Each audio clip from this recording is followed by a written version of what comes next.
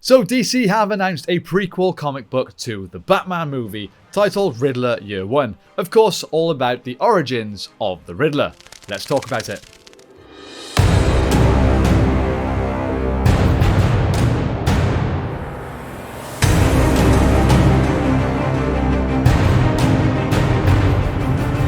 Hey guys, and welcome to the Batcave. I'll get this out of the way from the start. We don't really have much information about the new Riddler comic book. All we know is that it's titled Riddler Year One, and that it was written by Paul Dano, the actor that played Edward Nashton in the Batman movie.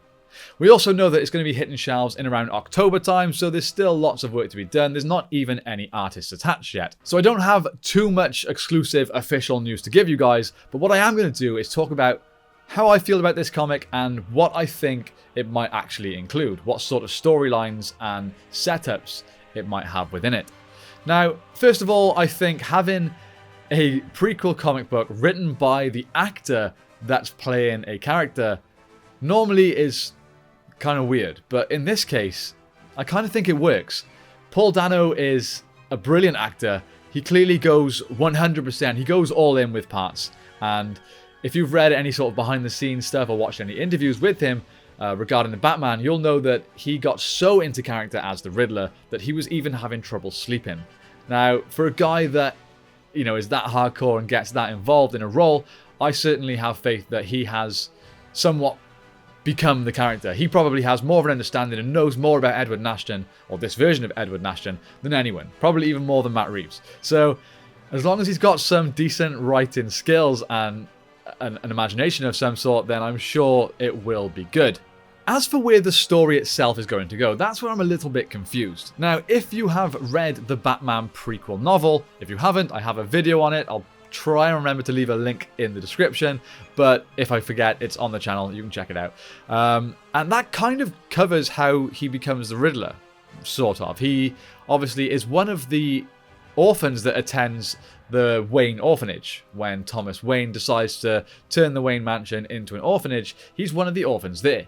He kind of spends his life living in this mansion, staring up at pictures of Bruce Wayne, hating on the Wayne family, thinking that, they've just treated him as a charity, like, oh, you poor boy, have this, and it grinds his gears.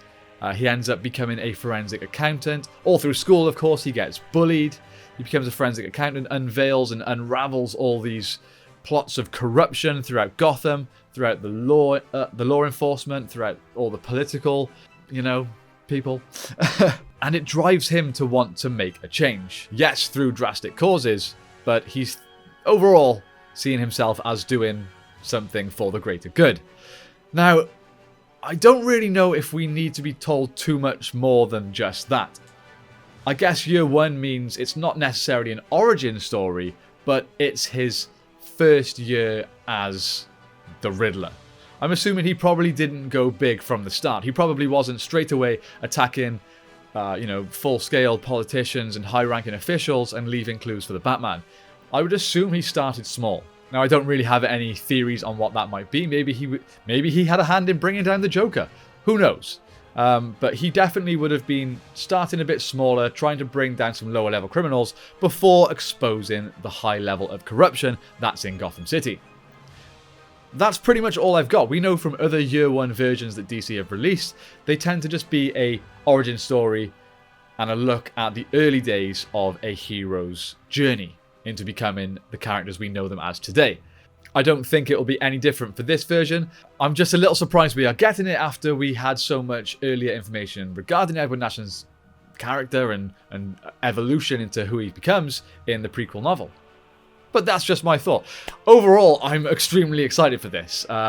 If you haven't seen my review, I was extremely impressed by the Batman. I thought it was absolutely fantastic, and I'm truly hoping that we get much, much more content set within that Matt Reeves Bat universe.